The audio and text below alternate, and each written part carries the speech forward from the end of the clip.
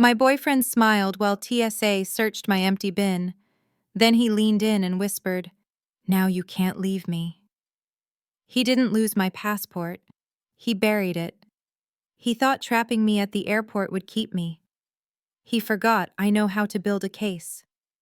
The fluorescent lights in Terminal C buzzed overhead, a low, twitching hum that clung to my skull like static.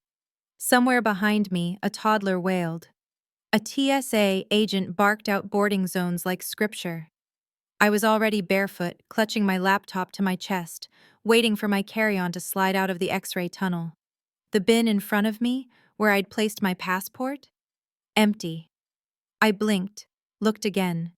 Dug through the hoodie, the charger cords, the paperback novel I'd tossed on top. Nothing. The agent waved the next person forward. "Ma'am, you can step aside." Panic didn't hit like a siren. It was a dull thud behind my ribs. My fingers went cold. I patted my jacket pockets like maybe I was just being dramatic. Maybe it slipped. Maybe, looking for this? He was behind me. Josh. Grinning, holding out his phone charger like it was a lifeline. Not the passport. My boyfriend, well, the man I thought was my boyfriend, smiled like everything was under control. I forced a laugh. "No, my passport's missing. Did you see it?" His smile faded just a hair. Then he leaned in. Too close. His lips brushed just above my ear. "Now you can't leave me." I stopped breathing. Before we continue, please subscribe to the channel and let us know where you're listening from in the comments. My name is Kira. I'm 28 years old, and this is what really happened. My mouth opened, but no sound came out. He looked down at me like nothing was wrong, like he hadn't just turned the inside of my body into ice water. His arm slid around my lower back, steadying me as the agent raised an eyebrow. That was his thing, always with the guiding touch. Subtle, public, never enough to look like something was off. "Did she lose something?" the TSA agent asked. Josh answered first. "We're just double-checking, sorry. Big trip, you know?" He chuckled, like we were that couple, disorganized but harmless. But I wasn't laughing. The bin was still empty. I crouched down, reached into the side pocket of my carry-on. The lining felt slick with static. I could smell the ghost of airport coffee, burnt and bitter. And under that, Josh's cologne. Cheap.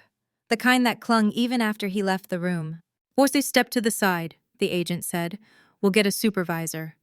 Josh kept his hand on my lower back. "It's probably just in your purse," he whispered. "Let's not make a scene." I turned to him. My voice didn't shake. "I didn't bring a purse. You told me not to." He blinked. Just once. That blink said everything. The supervisor came over. Blue gloves, clipboard, barcode scanner. "Problem with ID?" she asked. "She's missing her passport," Josh said, before I could. The woman looked at me, not him. I had it," I said. "I checked it before we left the apartment. It was in the black case. I double-checked in the rideshare. Josh cut in again. "It might be in the Uber. We can check the lost and found." He was being helpful. Friendly. A little too helpful. The supervisor's eyes flicked between us. "You need to step aside." "Yeah, we'll do a secondary search," she said. The line kept moving. The scanner beeped again. That sound, sharp, clinical, lodged in my brain. Like an alarm, like a warning. They led us to a side area. Not a holding room, just a small zone near the conveyor belt, separated by plastic stanchions. A man in uniform checked my carry-on again. Methodical, gloved fingers patting through every pair of socks, every bottle under 3.4 ounces.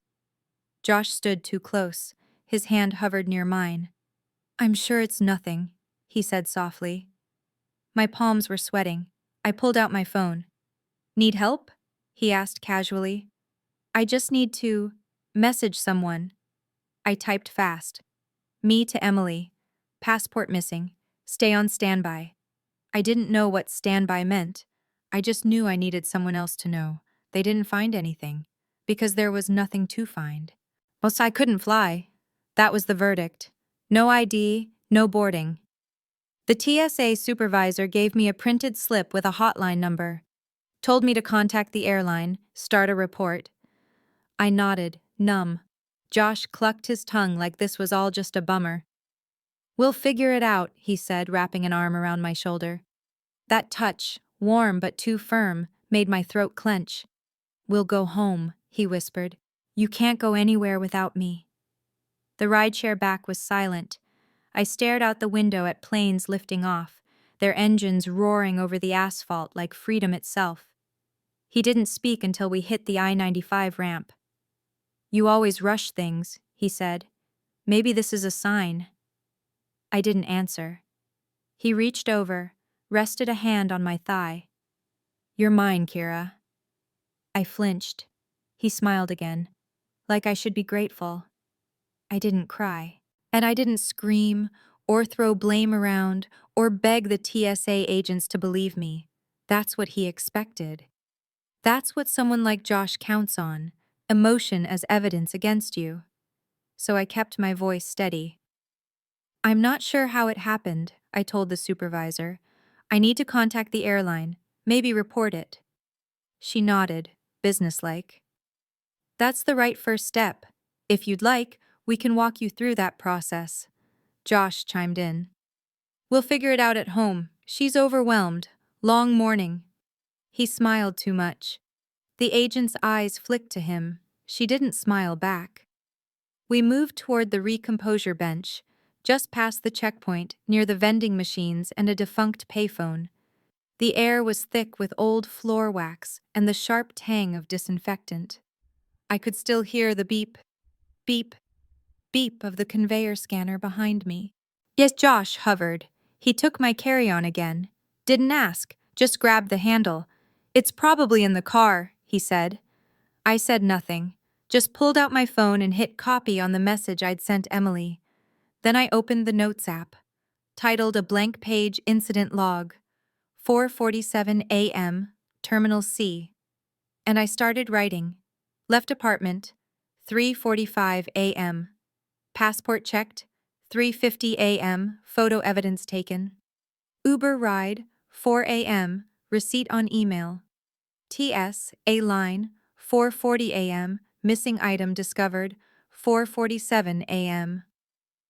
Josh, quote, "Now you can't leave me." He watched me type. "You journaling?" he said lightly. "Documenting," I replied. "So I don't forget later." His mouth twitched.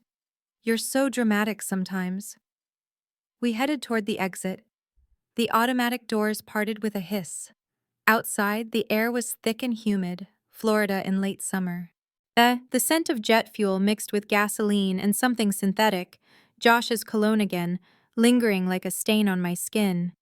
A black sedan pulled up to the curb. "I booked it already," he said. "Didn't want you waiting." I hesitated before getting in. He opened the door for me. "Come on, it's not like you can fly today." That line buzzed in my head. Not like you can fly. Inside the rideshare, he didn't speak. He texted instead, casually, one thumb scrolling. I leaned slightly, just enough to glimpse the name on the top of the screen. Evan. Apartment key? The message bubble underneath said, "She's back early, change of plans. We'll talk later." My spine stiffened. Josh locked his phone fast. "You good?" he asked. "I'm tired." By the time we reached the apartment, it was barely 6 a.m. The lights inside were off. He unlocked the door, turned on a lamp, just one, low watt, in the corner. The apartment looked the same. Beige couch, neutral curtains. But the air felt different, staler, too quiet. He tossed the suitcase near the door, then stepped into the kitchen.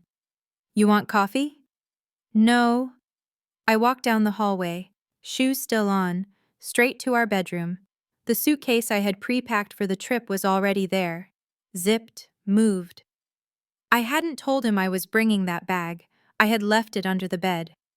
I pulled open the closet. The black folder I used for my passport and international travel docs? Gone. Not misplaced. Gone. I spun back into the hallway. Did you go through my stuff yesterday? He didn't look up from his mug. What are you talking about? The closet. My bag. You were packing for a trip I told you not to take, he said flatly. I figured we should talk. I stared at him. You figured you'd unpack my passport? I didn't say that. His tone was syrupy now, coaxing. You're tired. You always overthink when you're tired. I went into the bathroom, closed the door, locked it. I checked my phone battery. 13%. Too low for comfort. I pulled the drawer open under the sink. My charger was gone. The spare I kept there. Missing. I checked the mirror. I looked fine. Normal. But inside, something was shredding loose. I knelt by the toilet and flushed once just to cover the sound. Then I hit record. The voice memo app glowed red. Me, quietly. Today is August 4th, 6:17 a.m. T.S. A terminal incident, passport missing. Josh present. Quote, now you can't leave me. Return home. Strange behavior, suitcase moved, documents missing. I stopped the recording. Saved it to Drive. Labeled it Day 1, Incident Memo. Then I texted Emily again. Me to Emily. If I ghost, call the county clerk's office plus DMV. Tell them I might need to flag ID. She didn't reply right away. But the delivered checkmark glowed like an ally. Outside the bathroom, Josh was at the window sipping coffee. The blinds were still closed. His silhouette looked peaceful. I'm gonna take a nap, I said. He turned slowly. Good idea, he said. We'll sort it all out later. In the bedroom, I grabbed a different notebook. Not digital, handwritten. I made a list. Passport cover equals missing TSA, timestamp Uber logs Josh's reaction, calm to whisper rideshare text to Evan physical phone check. Oh, I paused. Should I check his phone? No, not yet. That would tip my hand. This wasn't about finding one smoking gun. This was about pattern, about proving, not just feeling that something was being done to me. When I laid down, I didn't sleep. I just listened. To the click of his mug on the counter, to the hum of the fridge, to the memory of that beep, beep, beep from the scanner. Each sound sharpened into a question, and under my pillow, my fingers closed around something unexpected. A folded receipt from the pharmacy down the block. His name, dated yesterday. Time, 3:36 p.m. Item, safety deposit key, reprint. The door clicked shut behind him. I waited. 5 minutes. Then 10. I didn't breathe too loud. Didn't move too fast. Only when I heard the water running, his usual long, steaming shower, did I finally let my spine loosen enough to stand. I padded barefoot to the kitchen, quiet as possible. I didn't need to slam drawers or flip lights to know something had shifted. This apartment used to feel like mine too. Now it echoed. Like a hotel room after checkout. Like someone had walked through and rearranged it just enough to confuse your memory. The mug I always used? Not in the cabinet. The nail clippers from the drawer? Gone. The smell, his cologne soaked into the couch cushions, felt thicker, like he'd reapplied it over and over. Cheap citrus and musk. And beneath that, something chemical, like antiseptic. My laptop sat closed on the desk, not in its case where I'd left it. I opened it. Battery, 17%.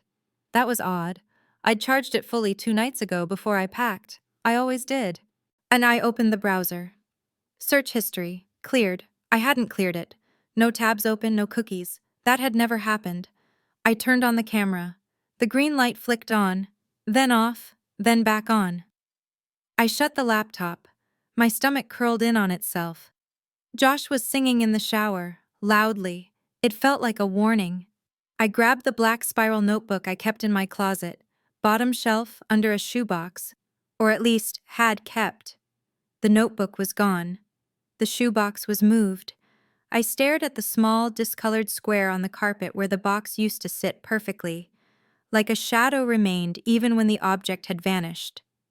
That's when I noticed it. The passport sleeve, half tucked behind the dresser. I crouched, pulled it out, empty. It was the kind of item you didn't just drop. It had been placed there, deliberately. Like a breadcrumb, like a trophy. I didn't scream. I turned it over, checked the seams, as if the passport might reappear like a rabbit from a hat.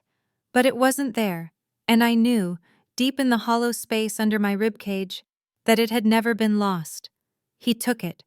That whisper at TSA wasn't panic or a joke, it was a plan. Now you can't leave me. I opened my phone, still no reply from Emily. I tried calling, straight to voicemail. Josh had asked me a month ago if we could share a Find My location on our phones. Just in case, he'd said, so I know you're safe. Back then, it had felt sweet. I checked the app. His location, active, sharing with you. Mine, not visible. I never turned it off. Someone else had. He came out of the shower, towel around his waist, smiling. Hey, you okay? I nodded too fast. He stepped into the kitchen, dripping on the tile. Want to go out for breakfast? Clear our heads?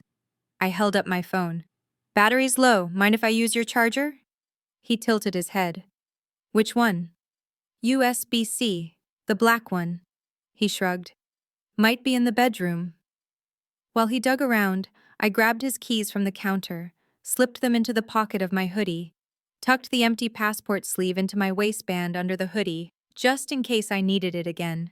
Proof, a prop, a weapon. Then I smiled. Actually, I'm not hungry. He didn't like that answer. His smile faded. You need food.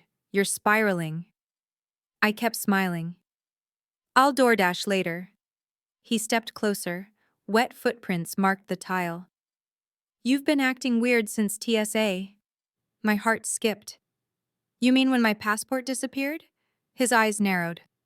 Sometimes you twist things, Kira. You always make me the villain.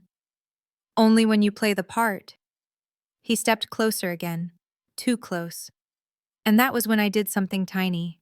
I stepped back. Just one pace. His hand reached instinctively, for my arm, for my back, for his usual control grip, but I'd already moved. He touched air. That was the first time. Later, when he was distracted folding laundry, I went out to the parking lot, used his keys to open the car. It was clean. Too clean. Glove box. Empty. Back seat. Just a gym bag. I popped the trunk. Nothing. But when I opened the center console, two things.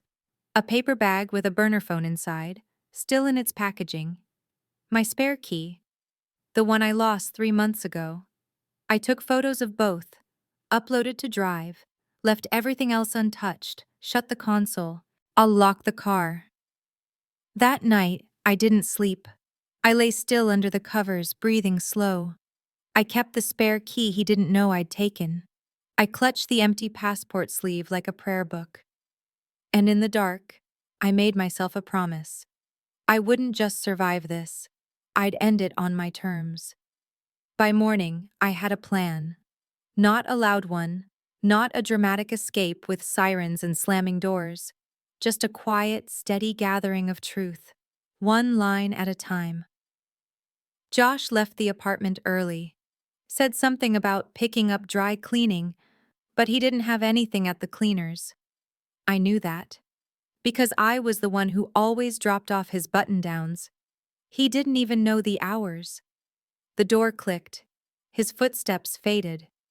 I counted to 30. Then I got to work. I opened the Drive app. The Drive. I created a folder, Contingency, KMJ, Private. I uploaded the photo of the empty passport sleeve, the burner phone receipt, the center console photos. I titled the audio file from the bathroom, Voice Memo, Day 1. Then I opened Notes again, renamed it, Takedown Timeline, 7:22 a.m. Apartment empty. 7:29 a.m. Began evidence protocol. 7:33 a.m. Upload secure. 7:36 a.m. Googled how to report stolen passport USA. The official site popped up, travel.state.gov. I read every word like it was a survival manual. Form DS-64, lost or stolen passport. If reported, it's invalidated. Can't be used again. They recommended reporting it immediately. I paused. If I filed the form, it would trigger something official. It might make Josh escalate, but it would also put it on record. I filled out the form, clicked submit, got an auto response. Ciao, confirmation. Case number 2024-17823, DS-64 received. I took a screenshot, uploaded it. Next, ID replacements. I called the Florida DMV. Automated line, long wait. Finally, a human voice. I used a soft, controlled tone. Hi, yes, I believe my wallet and ID have been tampered with. I'm beginning the replacement process and would like to put a flag on my license just in case. The woman was kind. She gave me a list of next steps, told me about real ID verification, said it would help to have a police report. Another breadcrumb. I opened the recorder again, tucked the phone into the sleeve of my hoodie, mic facing out. Josh came home around 9:15, no dry cleaning, just a plastic bag from Walgreens. He handed me a vitamin bottle. Figured you could use some energy. You've been off. I turned it in my hand, seal unbroken. Still, and I set it on the counter and didn't touch it again. You okay? He asked, watching me too closely. Just tired, I said, trying to get my head right. The day passed in a kind of gray fog. He watched a game in the living room. I pretended to nap, but I was listening. Always listening. The beep of the microwave, the clink of keys, and his phone ringing. He took the call in the hallway, too low to make out everything. But I caught fragments. Handled. She's grounded. I said she can't go. That night, I played the recording back. The volume low, the words grainy. But his voice was clear. She can't go. He didn't say she lost it. He didn't say we're figuring it out. He said it like a guarantee, like a possession. Later, I opened his laptop just to see. He always kept it password protected. But 2 months ago, while planning a trip, he'd told me the password, apartment 707. I tried it. It opened.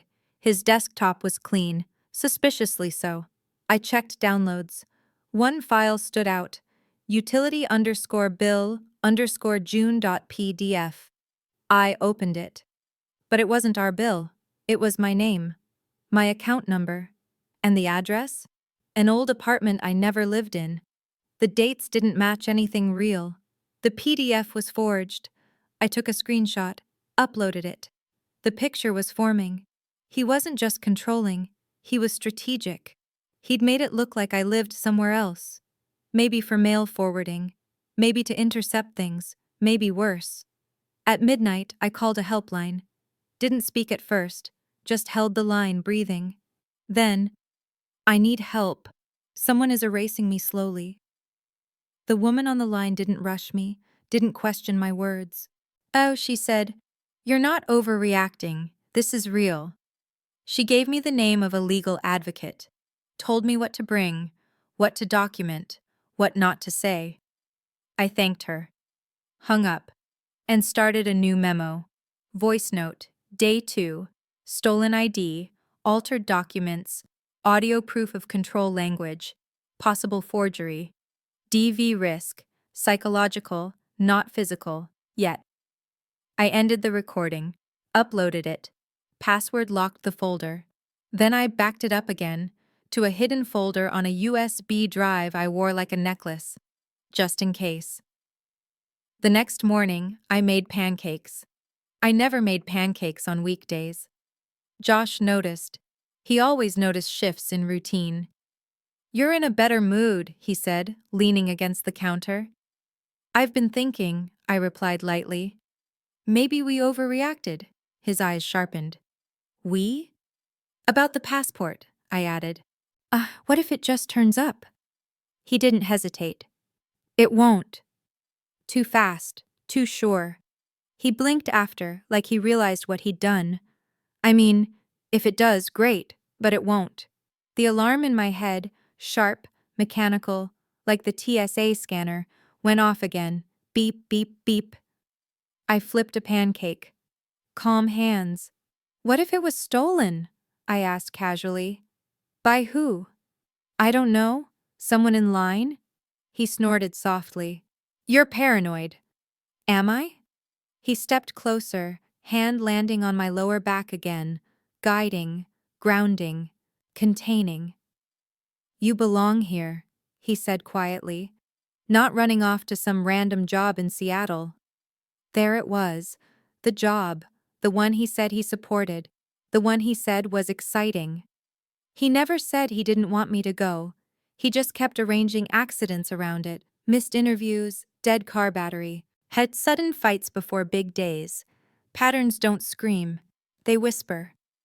I turned, spatula still in hand. If I behaved, I said softly, would you fix it? He tilted his head. What does that mean? You said you'd fix things. If I behaved. His jaw tightened. I said I'd help. If you stopped being dramatic. I smiled faintly. So if I stay, you'll make sure everything's okay? His lips curved. Yes. There it was again. Ownership dressed as reassurance. I excused myself to the bathroom, locked the door, saved the recording, uploaded it. By noon, he was restless. He kept checking his phone. At 12:47, it buzzed. He stepped into the hallway again. I stayed on the couch, scrolling nothing. Yeah, he said quietly. I told you. She's not going anywhere. A pause. No, she doesn't suspect. Another pause. Yeah, and I handled it. The words settled into me like wet cement. I handled it. Not, we lost it. Not, it got misplaced. He handled it. When he came back into the living room, I was smiling. Hey, I said gently. Can we talk tonight? He looked wary. About? About us. His shoulders relaxed. He loved that word. Us. That afternoon, I met Emily. Public place. Starbucks on Federal Highway. Bright lights. Cameras in every corner. People everywhere. I chose the table closest to the counter. Josh thought I was going to ask about airline refunds. He even offered to come. I told him I needed girl time. He didn't like that, but he let me go. Emily's eyes widened the second she saw me. You look thinner, she said. I'm not. You're shaking. I didn't realize I was. I slid my phone across the table, played the recording. That Josh's voice, low, confident. She can't go. Emily covered her mouth. He said that? Yes. Her hand reached across the table, cold stainless steel under our wrists, like the TSA bins, like the elevator rails in our building, cold, hard, unyielding. You need to file a police report, she whispered. I already submitted the DS-64. Case number's active. Her eyes filled. You planned this. No, I said quietly. He did. We sat there for 2 hours, mapped everything out, screenshots, timeline, who to call, where to go if things escalated. She insisted I share my location with her. I did. Then I checked something else. My credit report. Just to be thorough. There was a new inquiry. 2 weeks ago. Credit card application. Under my name. Different mailing address. The forged utility bill suddenly made sense. My stomach dropped. He wasn't just stopping me from leaving, he was using me. I screenshotted everything. uploaded it, sent copies to Emily, then to a new email account I created on the spot, one he didn't know about. When I got home, the apartment was spotless. Too spotless. The suitcase was gone, my closet reorganized, my shoebox back in place. But lighter. I opened it, my social security card, missing. I didn't confront him. Not yet. Instead, I walked into the living room. He was on the couch, smiling like a golden retriever. "Ready to talk about us?" he asked. I sat down across from him, kept space between us. "Why did you say I couldn't leave?" I asked gently. He leaned back, smug. "Because you can't," he said. "Not without me." "And if I tried?" His eyes darkened. "I'd make it very difficult." The scanner alarm rang again in my head. Beep, beep, beep. But this time, I wasn't panicking. I was counting. Every word, every threat dressed like love. He thought he had taken my passport. He thought he had taken my choices. What he didn't realize, he had just handed me intent, on record. The air outside the courthouse felt colder than it should have. Florida sun overhead. 90 degrees. Still, I couldn't stop shivering. The county clerk's office sat across from the main entrance, beige concrete, tinted windows. Inside, everything smelled faintly like paper and sanitizer. Stainless steel railings guided you through a line that moved inch by inch. Cold metal under my palm. Control. I let the feeling ground me. Emily stood beside me, arms crossed tight. She wasn't talking much anymore. She didn't need to. The woman behind the intake desk spoke softly. "You're requesting a police report for a stolen passport and identity documents?" "Yes," I said, my voice didn't shake. "I believe my partner removed them intentionally." The word partner tasted wrong. The deputy who took my statement had tired eyes and a calm tone. He didn't rush me, didn't interrupt. I laid it out piece by piece. TSA whisper. Audio recording. Forged utility bill. Credit inquiry. Missing social security card. The burner phone in the car. He wrote everything down. "Do you feel unsafe returning home?" he asked. I paused. Josh had never hit me, never left visible bruises, but he'd blocked doors, held my wrist too tight, moved my belongings, erased parts of my digital life. "He prevents me from leaving," I said carefully. He manipulates documents. He controls access to identification." The deputy nodded. "That qualifies as coercive control. It's taken seriously." That sentence felt like oxygen. He handed me a copy of the report, case number stamped in black ink. County Sheriff's Office, report number 24-88913. The sound of the stamp hitting paper echoed sharp and final. Beep, like the scanner, like confirmation. After the report, we walked next door. Legal aid clinic, small office, fluorescent lights buzzing overhead. The advocate listened the same way the deputy had, steady, focused. "You've done everything right," she said. "Documentation, backup, witnesses, smart." She explained protective orders, temporary injunction, civil standby for retrieving belongings. She said one thing that stayed with me: control thrives in silence. "You've broken that." I didn't go straight home. Emily insisted we stop at Walmart. Not for groceries, for practical things. Prepaid phone, portable charger, lockbox, new SIM card. The receipt printed long and curled in my hand. I kept it, proof of preparation. When I finally returned to the apartment, something felt off immediately. The lights were on in the middle of the day. Josh was sitting at the dining table, waiting. "You were gone a long time," he said. I set my purse down slowly. "Had errands." He studied my face. "DMV?" "Among other places." His jaw tightened.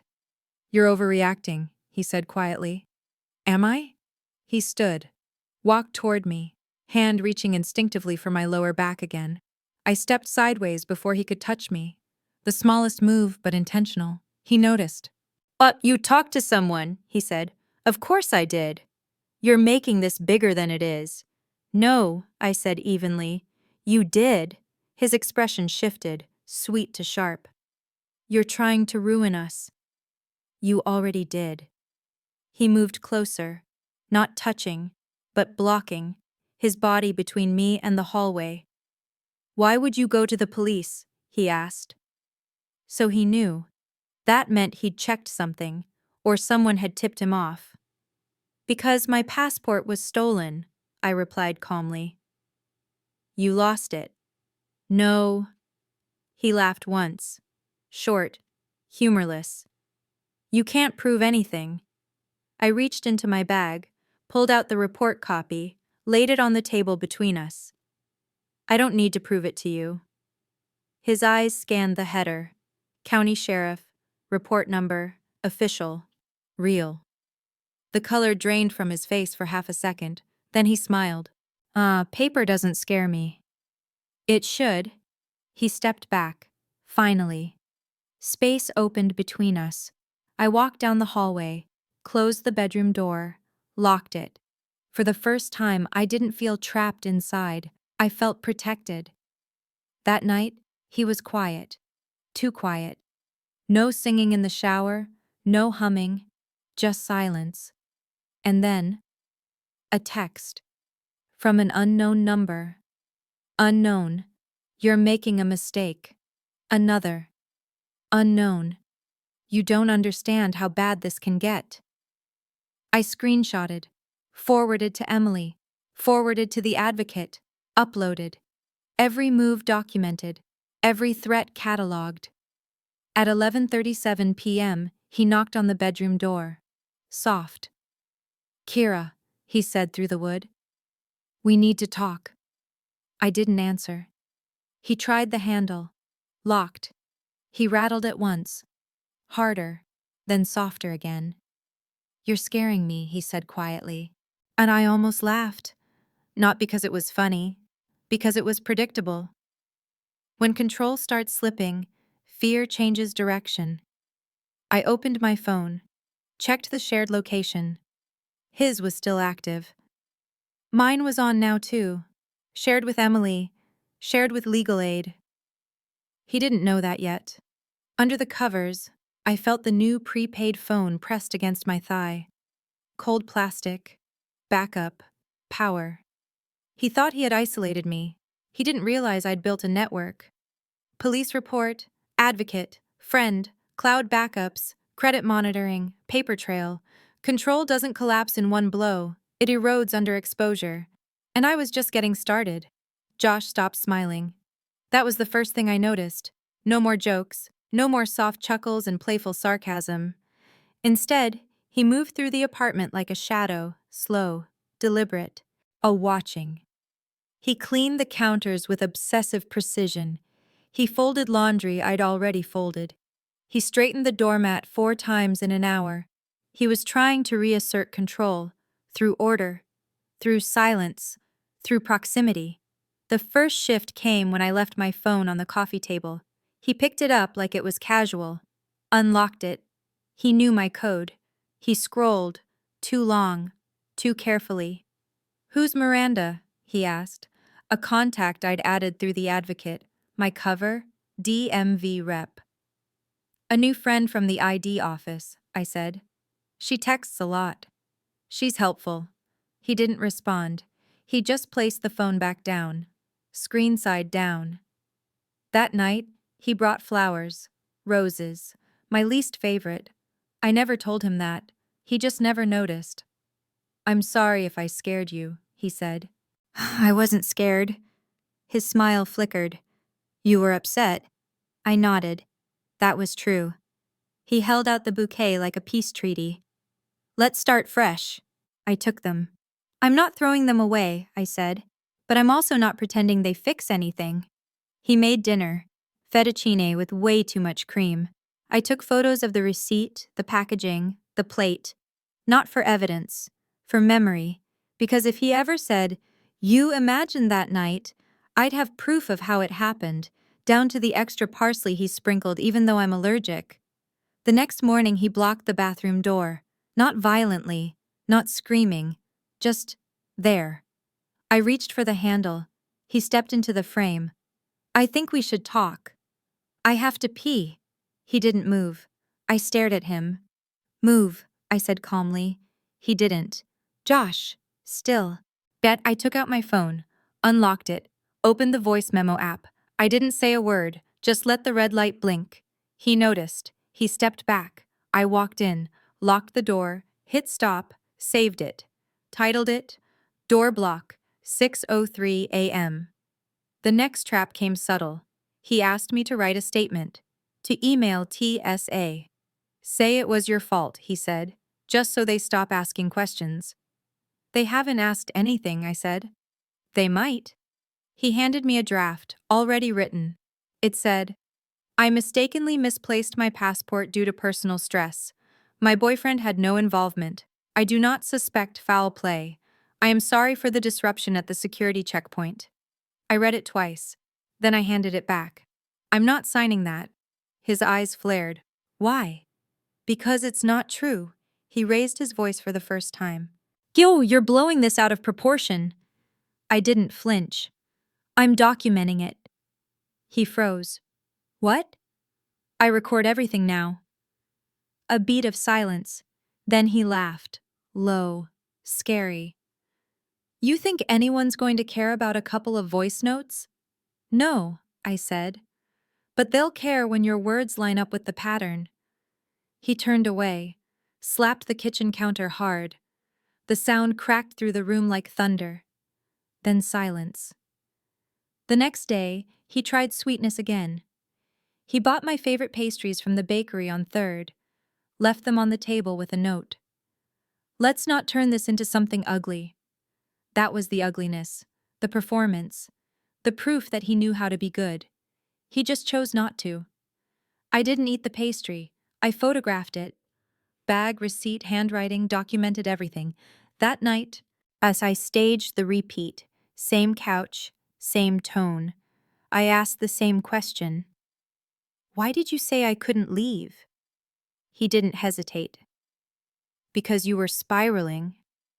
"No," I said. "At TSA, you said, 'Now you can't leave me.' Why?" He smirked. "You were being reckless. It was a joke." "Didn't sound like a joke." He looked straight at me and said, "You're still here, aren't you?" Click. Recorder running. I didn't blink. The next morning, I met Emily at the leasing office. Pretense. Updating emergency contacts. Reality. A location with surveillance, staff, and a timestamp. I handed her a flash drive. Everything backed up. In order. In folders. One was labeled, "Confession Loop, TSA to present." She didn't speak for a full minute. Then, "This is enough." "Enough for what?" "For the trap." I nodded. Because I already knew. The only thing left now was the fall." The leasing office smelled like lemon cleaner and stale carpet. Soft instrumental music played from hidden ceiling speakers. Something forgettable, something safe. There were cameras in every corner. A wide glass wall facing the parking lot. 2 front desk employees within earshot. Perfect. I told Josh I needed to clarify something on the lease before my Seattle start date. He liked that. The illusion of control. He thought I was finally folding. He walked in behind me, hand automatically finding the small of my back. I stepped forward before he could settle it there. That tiny movement again. Space. He noticed. His jaw flexed. The leasing manager, Carla, smiled politely. "Everything okay?" "Just updating paperwork," I said lightly. We might be making some changes." Josh nodded. "We're working through things." He said it like we were planning a vacation. Carla handed us a clipboard. I didn't pick it up. Instead, I turned slightly toward Josh. Soft voice, casual. "Can I ask you something?" He gave a small, confident smile. "Sure." "Why did you say I couldn't leave?" His smile thinned. Not this again. At TSA, I continued, like I was just confused. You said, now you can't leave me. I've been thinking about that. Carla glanced up from her computer. Josh leaned closer. It was a joke. Then why hide my passport? The music overhead felt louder suddenly. He froze. I didn't hide anything. You said you handled it. He blinked. That's not what I meant. Then what did you mean? He hesitated, and that hesitation was the crack. Wait, his voice dropped. I meant I made sure you didn't do something stupid. Carla looked up fully now. What? She said gently. Josh straightened. It's not like that. I kept my tone calm. You told someone on the phone you handled it, that I couldn't go. His eyes darted. You were leaving. We weren't done. We broke up 3 times this year, I said evenly. Every time something happened before I could move forward. That's not fair. You moved my passport.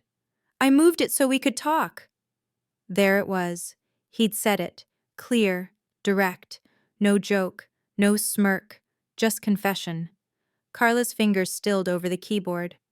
Sir, she said carefully, did you just admit to withholding her identification? Josh realized too late.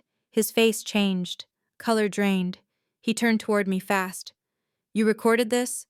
Didn't you? He lunged, not violently, but urgently, reaching for my phone. That move was caught on camera, on witness, on record. I stepped back. Emily stepped forward from the waiting area. Don't touch her, she said sharply. Josh froze. 3 witnesses now, 4 if you counted the camera. He tried to laugh it off. It's not what it sounds like. It sounds like theft, Carla replied quietly. And suddenly, the room felt smaller. Not for me, for him. He started talking fast. She overreacts. She twists things. I was protecting her. From what? I asked. From making a mistake. Like accepting a job? Silence. His silence said more than words ever could. The leasing office door opened behind us. 2 uniformed deputies stepped inside. Emily had texted them the moment he reached for my phone. Civil standby. But prearranged. Josh stared. You called the cops?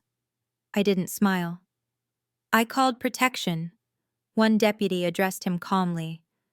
Sir, we need you to step outside. Josh looked at me. The charm was gone now, replaced by something brittle. You're ruining everything.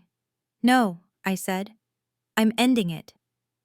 Outside, through the glass wall, I watched him try to explain, gesturing, talking fast. But paper beats charm. Documentation beats performance. The deputy took notes. Carla handed over the timestamp log. Emily squeezed my hand. Cold stainless steel of the desk edge pressed against my wrist. Not controlling. Grounding. My phone buzzed. Notification from the sheriff's office. Follow-up scheduled. Evidence received. And another message. From a number I didn't recognize. But this time, it wasn't a threat. It was a bank alert. A fraud hold activated. The credit card application had been flagged. Because I'd called first. Josh re-entered briefly to grab his keys. He didn't look at me. Not directly. But before he stepped out again, he muttered, You could have just stayed. I met his eyes. I was never yours to keep. The door closed behind him. The music overhead kept playing, soft, harmless. But my heart wasn't racing anymore. No scanner alarm, no panic, just clarity. He tried to trap me with a missing passport. He forgot I knew how to build a paper trail. And paper burns slow. Josh was arrested 3 days later. Not for violence, not for the missing passport, but for fraudulent use of identifying information based on the forged utility bill and the credit card application he submitted under my name. It wasn't dramatic. And a quiet knock at his friend's apartment where he was cooling off. He went with them without a fight. That's how it works when charm collapses, when the mask slips and nothing's left to hide behind. I got the call from Deputy Simmons just after noon. Ma'am, We've taken him into custody. You'll be contacted by the assistant state attorney for your formal statement. My knees didn't buckle. My voice didn't shake. I just whispered, "Thank you." Emily was with me when I got the second call. A warrant had been approved for search and seizure related to identity fraud. When they searched the storage unit Josh had been renting under an alias, they found a bin. Saw inside my missing passport, my original social security card, a copy of my birth certificate, 2 pay stubs from my old job. And, this part chilled me, a manila envelope with a mock lease application for an apartment in Seattle, in my name, signed but never submitted. I hadn't applied for housing yet. He had planned to do it for me, forge it, submit it, control it, before I even got the chance. The detective who called it in said one word: pattern. That's when I asked, "Have there been others?" A pause. Then, "You're not the first, but you might be the last." Josh had sealed records from another state, a restraining order filed 6 years ago. Different woman, different city, same playbook. Disappear the documents, control the accounts, make them question their sanity just long enough to make them stay. But this time he'd left fingerprints, text messages, voice notes, IP logs, the burner phone purchase, the car console photos, the confession at the leasing office. Each small piece on its own, maybe not enough. Together, a net. Tight. Real. Inescapable. The advocate helped me file for a permanent injunction. I sat at a long table under fluorescent lights at the county civil court. Room 2B, my hands resting on cool metal again. I watched the judge flip through a printout of the timeline I'd built, each date stamped, screenshot labeled, each audio clip transcribed and signed by the sheriff's office. She looked up at me. "You've been very thorough," she said. I nodded once. I had to be. Josh didn't appear in person. He zoomed in. Even through the screen I saw the shift. No control, no charm, just panic. And the judge read the protective order aloud, effective immediately. He was not to contact me, directly or indirectly. Not in person, not through intermediaries, not online, not at home, not at work, not ever. When the judge ended the call, the courtroom stayed quiet for a moment. Then my advocate placed a hand over mine. "You won," she whispered. But I didn't feel triumphant, not yet, just clear. We scheduled a civil standby to retrieve the last of my things. Emily came with me. So did a uniformed deputy. Josh wasn't home. Good. The apartment smelled the same, cheap cologne and lemon wipes. But I didn't flinch this time. I moved from room to room with a checklist. Suitcase, laptop, birth certificate reissued, photos, flash drives, USB charger, my old necklace from college. I found it in his drawer. He'd kept it like a souvenir. Before we left, I opened the hall closet. Tucked behind the box of tax forms was the missing passport case. Still zipped. Still intact. Still mine. The deputy logged it as recovered property, bagged it, labeled it. He handed me a receipt. Chain of custody. Control returned. When we walked out, I didn't look back. We drove to a notary to finalize my affidavit for the fraud case, then to the bank to freeze the last joint account, then to the post office to verify my forwarding address.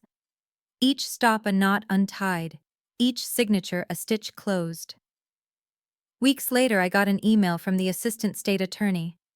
Josh had agreed to a plea deal on the fraud charge, probation, mandatory counseling, restitution, and a flag placed on his record for any future identity tampering or coercive behavior. It wasn't jail time, but it was visibility, paperwork, his name, filed, not mine, not erased, not hidden. I stood at the airport again, shoes off, lining up the bin. TSA buzzed overhead. Boarding zone announcements echoed. My palms sweated, but this time I had a folder in my hand. New passport, ID, backup copies, notarized, certified, control, reclaimed. The scanner beeped. That sharp, mechanical pulse.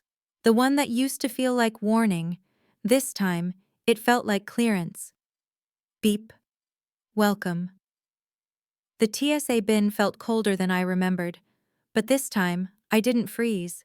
I didn't fumble my documents. I didn't glance behind me, checking if someone was watching. I didn't feel his hand on my back, guiding me. I felt space. Real space. The kind that belongs only to you. And the boarding pass slid across the reader with a clean beep. Not a warning. A signal. Proceed.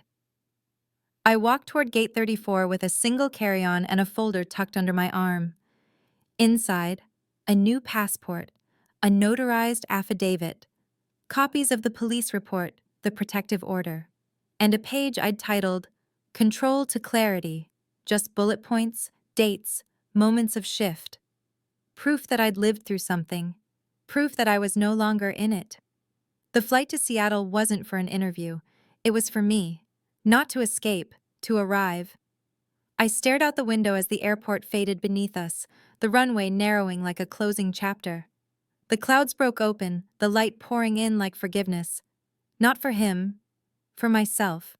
For all the times I convinced myself it wasn't that bad. For the moments I translated cruelty into concern. Oh, for every time I stayed when I should have packed.